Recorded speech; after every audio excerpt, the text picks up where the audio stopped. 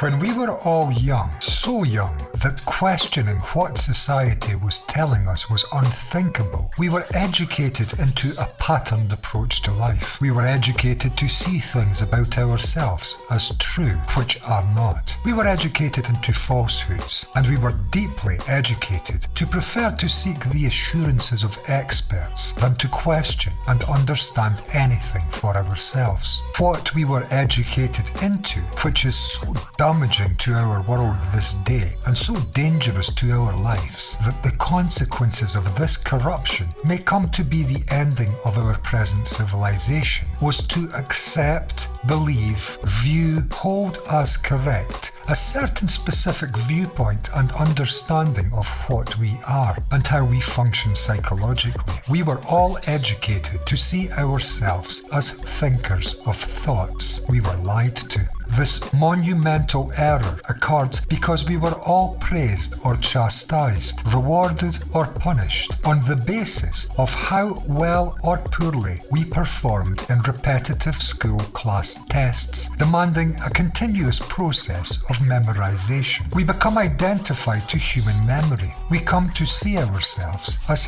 thinkers of thoughts, and this creates a division within our mind between an apparently continuous and permanent entity, at least up to death, and thought and all other thinking, which is fleeting, passing remembered experiences from the past, seeking security in continuity into a conceptual future. This division, this feeling that we are separate entities from our inner mental processes, brings colossal harm to our lives, individually as well as societally, nationally and even globally. This division, the feeling that I am something obscurely divided from all, is our great reset. It is every conflict and war we have ever endured. Divisions in and between men perpetuate the continuity of divisions, and divisions perpetuate wars. When you see yourself as a continuous psychological self, which you do, you naturally become mostly self-interested. You live ever in the field of thinking, divisively, interested predominantly in what you perceive yourself to be, and thinking divides us all, one man from another. For thinking is built upon past knowledge gathered from past remembered experiences, and none of us, not one of us, holds the very same past experiences. This is what divides and corrupts our world. The corruption is beginning at this inner level, and division between this conceptual, educated, unquestioned sense of self and other thoughts, the thinker and the thought. Who did this to us? John D. Rockefeller, an elitist from our last globally conflicted century, certainly played a hand in his contribution to the enslaving structure of our mandated educational system. Although this is a psychological pattern humanity seems to have always lived under. In the past 6,000 years, we have collectively endured 6,000 sorrow-filled wars, and wars are the ultimate explosive consequence of humanity living divided lives. And the division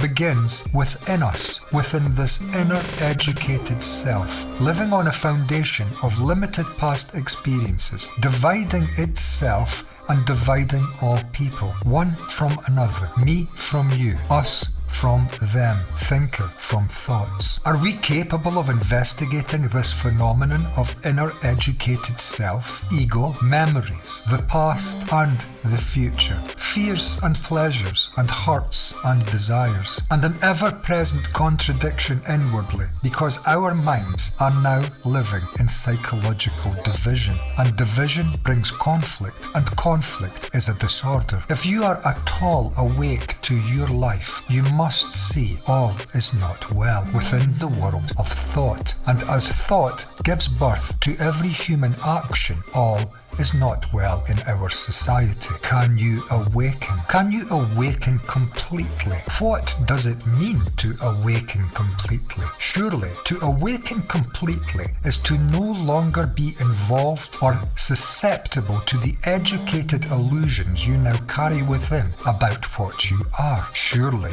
to awaken is to come to view life, including yourself, as it actually is, and not through some remembered information coerced into a child's brain during many years of questionable education. You are no thinker of thoughts. This is the foundational confusion which upsets your life in every way it is possible to upset your life. Believing yourself to be a permanent psychological entity, an entity involved forever in becoming something in time, has removed you from your true nature, divided from all. As a thinker of thoughts, you have placed yourself as an experiencer of life. You are no such thing. You are the experience of life. You are life itself, not some conceptual illusion divided from it. Living it, meeting life, is to live it, not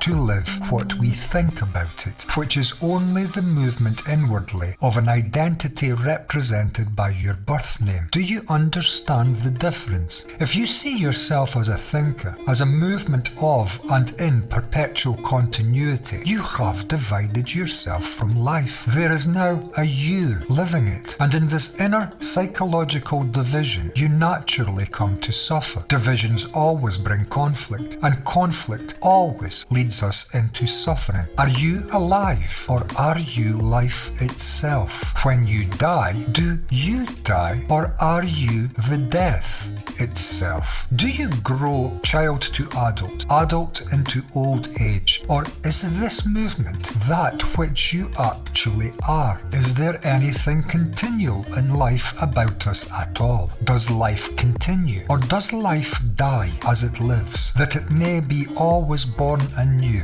every moment? Our brains have been programmed by traditional living and by a corrupting education, which roots mental activity into concentrated memory and divides that memory between thinker and thought. We become blind to perception. Look more closely. Begin to awaken perception. Don't be afraid. Thought is only the past. Past hurts, past anxieties, past depressions, past inability to come to any true understanding of your life. You are watching inner recordings, which are the basis of what makes memory, and memory makes thought, and thought leads you to action, not you. And this whole process is mechanical and automatic, programmed into us during our many school years. Our brain even participates in this incessant movement while we sleep every night. You are a part of the divisive inner processes of educated thinking. The human self, humanity's ego, is a movement within thought. This is the truth, although it only becomes a truth in your life if you come to actually see this. And to come to actually see this, you must spend time watching your inner psychological nature without any choice. And herein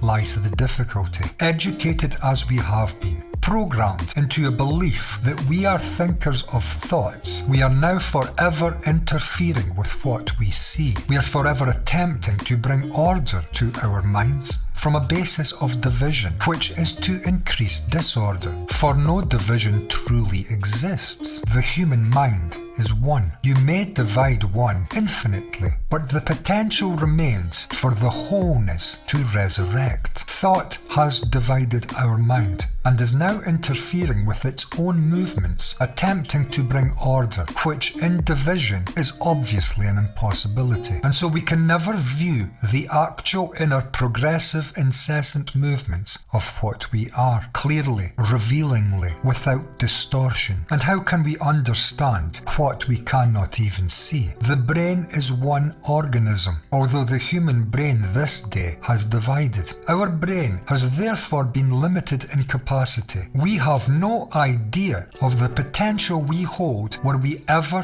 to reconnect with our original nature, which is life itself, undistorted by our educated and now divided and so broken minds. Divided between conceptual thinker and thoughts, both movements within memory, both components of an aggressively educated approach to life. We conflict psychologically because of this inner programmed division, and this is the reason so many of us destroy the quality of our lives, attempting to escape from inner conflicts we can never escape from by virtue of living in this accepted, divisive, educated approach to life. Look within, I challenge you. Look within to come to see the truth of what lies within. Test these words. Is the thinker truly that which gives birth to thought? Or is the thinker a movement within other thoughts? Does the thinker think thoughts, or do thoughts think the thinker?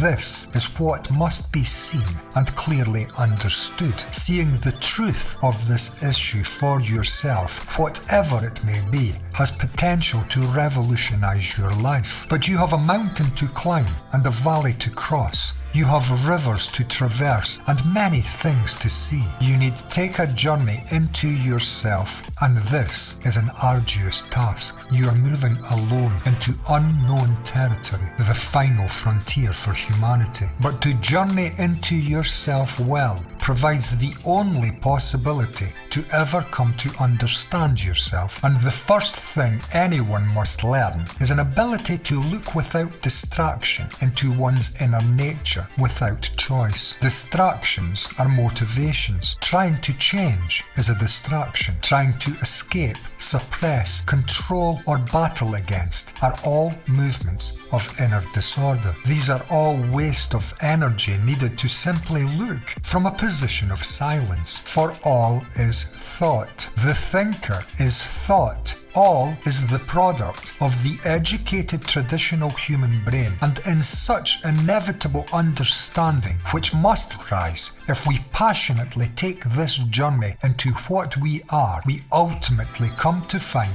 the completion of the human mind. We come to live as a whole mind, undivided, and a whole mind lives a holy life. We come to rest when we are no longer divided inwardly by memories. We come to arrival in life, in relationship, removed from our incessant, destructive, divisive, restless, time-based progress of our inner educated self-interest. You never existed outside of memory. You are life itself, not a divided off, conceptual, semi-permanent experiencer of it. Find this truth. Change the lives of humanity. Save our people by saving yourself. Be the change this world needs to see. Be nothing. Be selfless. Be loving. Be life and death. Be magnificent.